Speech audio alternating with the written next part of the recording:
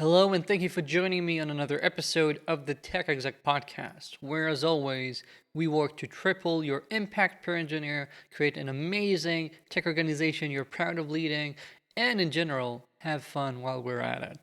I'm your host, Aviv Ben-Yosef, and our subject today is non-linear growth. Before we get to that, two things. One is, yes, Israel's still at war. It's been over 2 months now. And unfortunately, over the weekend, we got news that Hamas has executed yet another hostage. And it seems like very brutally from the video. We're getting more and more evidence of the sexual abuse that went on during the October 7 massacre. And these things all cast a darkness on everyone here in Israel during Hanukkah, which is our holiday of light. But there is some light shining through. Over the weekend, we saw the IDF capturing hundreds and hundreds of surrendering men. Out of those already, I just saw that dozens and dozens are confirmed Hamas terrorists. And therefore, we are seeing the first signs of Hamas's ranks breaking, which is good. Fingers crossed, this stage of this mess will be over soon and both peoples can start moving towards a better Hamas-free future. That's one. Two, and again, I'm always noticing in my voice how things change while I step away from talking about the war and going into talking about what I love doing, which is my job.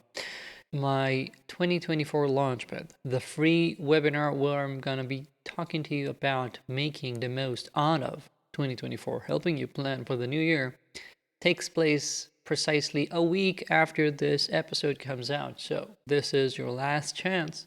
Sign up. It's free. The link is in the show notes, and everyone who attends will be entitled for a great promotional offering from me. So you ain't got nothing to lose. And now let's talk about non-linear growth. Non-linear growth is about the fact that you have to realize two things. One, as teams grow, sometimes you need to be aiming not just to keep doing the same stuff, but looking for your leaps. That was the subject of my last article, which you can find on my website, link in the show notes. But I want to talk about a different kind of nonlinear growth, and that's the fact that sometimes teams can't expect to always just be growing and getting better each and every step of the way. Sometimes you have to see a dip before you can rise to a better level later on. That's part of the fact that growth is not linear always. And this is actually something that I just found out in one of the books I'm reading, that this has been confirmed by research. For example, when sports teams lose their star player due to an injury, that player is gone for a while, those teams usually demonstrate a tangible drop in quality, as in the results are poor for a few games, but oftentimes they then start improving, and when the star player returns, the team actually plays better than ever. And why is that? Because during the time that they didn't have the star player at hand, the team learned to work together better. They learned not to rely on the star player as a crutch, and therefore when the player returns, everyone can cooperate even better. That's nonlinear growth, and that's growth that's usually harder to come by during regular, normal work, where that star player was still there during regular practice. And this is something that I've seen countless times when it comes to tech teams, and I'm sure you've seen it too. Perhaps you went on vacation, came back, and realized that even though you had expected things to explode, maybe the first few days were really bad or really stressful for some people, but now that you're back, things actually seem to be doing better. You can be doing things better. The team has improved. You had the same maybe when one of your employees in a team took a long vacation, or when someone quit unexpectedly and the team had to learn how to work around it. This is something that, first of all, is going to happen no matter what. This is out of your control usually. It's just something that we need to be aware of.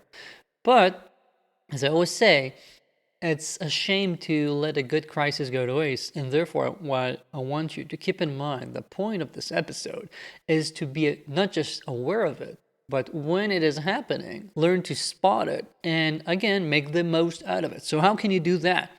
I'm going to allow myself to use what's currently going on in Israel as an example.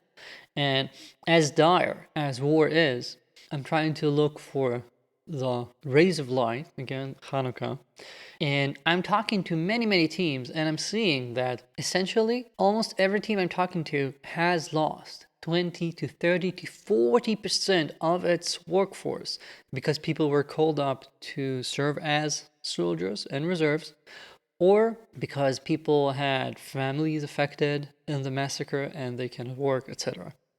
And when you have such a massive disruption to your workforce, what can you do?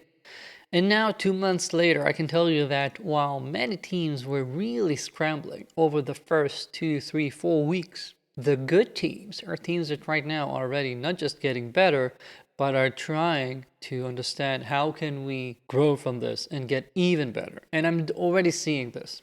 Just talked to a VP of engineering who can definitely see how the team has come up with new ways of working together that will remain valuable even later. What I've been telling many people is right now, what you need to do is not just while time away. You're not supposed to just sit and try and just close bugs till your people return and then get back to a regular roadmap. No, we have so much uncertainty going on. We don't know how long this is going to take. You don't know in what capacity people will return. Will pretty much everyone be released at the same time because Hamas surrenders, or will people be going in and out of rotation? And therefore, you have to start planning for the unknown. That means that you need to start creating roadmaps that are shorter, that still drive you towards your strategic goals, but create teams that are much smaller, do only the things of the highest importance, drop all the nice to haves you had in mind, and start creating roadmaps that are going to deliver constant value even with these severely minimized teams.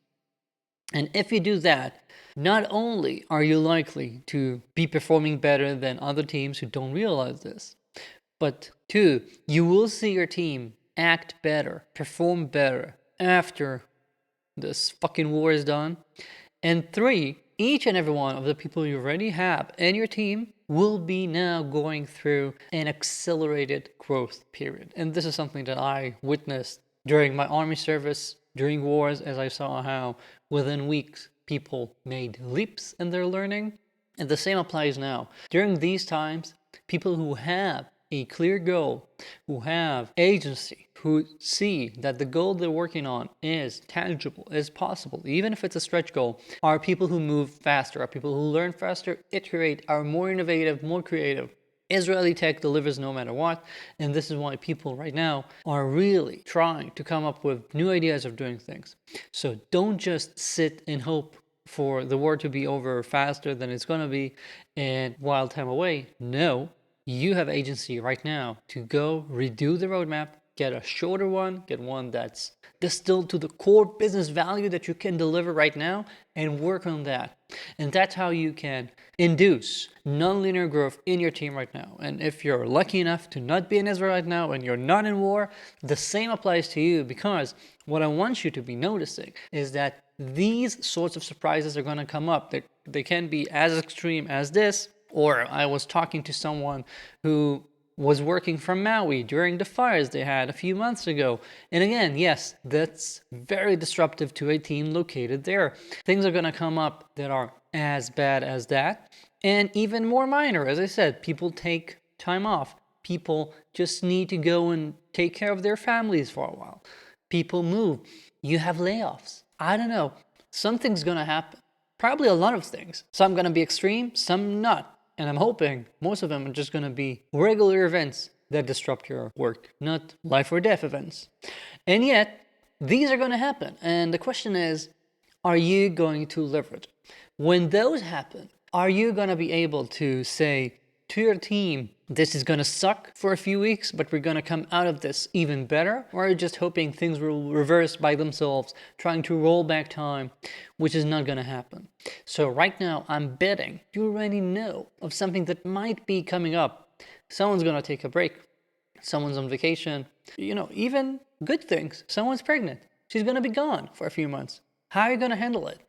Start by aligning your mindset to ensure that this is, while hard, a growth opportunity, an opportunity to change things up, and always aim to have some sort of personal metric that shows to you and to your team that you are growing and becoming better as time moves.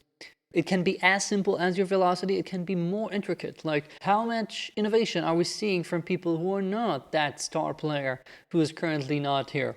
How many people are able to take care of the system that Alice is not here to maintain right now? Do you have a person who's always the target for customer success? The person who always handles all the bugs really, really fast? And that person is now gone for a few months? Think about it. Can we, I don't know, create a competition? Can we distribute the customer success workload and see who actually wins in handling the most of these? When you view life like this, as dire as things get, you see that there's always hope. You see that your team can always grow more. And even when there's a dip, even when things go down a bit, that's just a step along the way to becoming better. In my first team in the IDF, when I was 18, we had a slogan, which is, a cliche proverb that but I liked it. What doesn't kill you makes you stronger. And I believe that's true for your teams. You can always grow. You don't need to have war going on. You don't need a pandemic. You just need to make sure that when things change, you don't go into ostrich mode, just hoping for things to improve by themselves or get back to how they were. You say, okay, this is going to suck for a bit, but we're going to get even better. And you can do it. And if you need some guidance, a week from today, Tuesday, December 19th, join me for the 2024 Launchpad, where we'll be talking about ensuring that you create an amazing 2024 for you and for your team and ensure that everyone keeps on growing. All right, I'm waiting to see you there. Link is in the show notes. Thank you for joining me. I'll be here next week.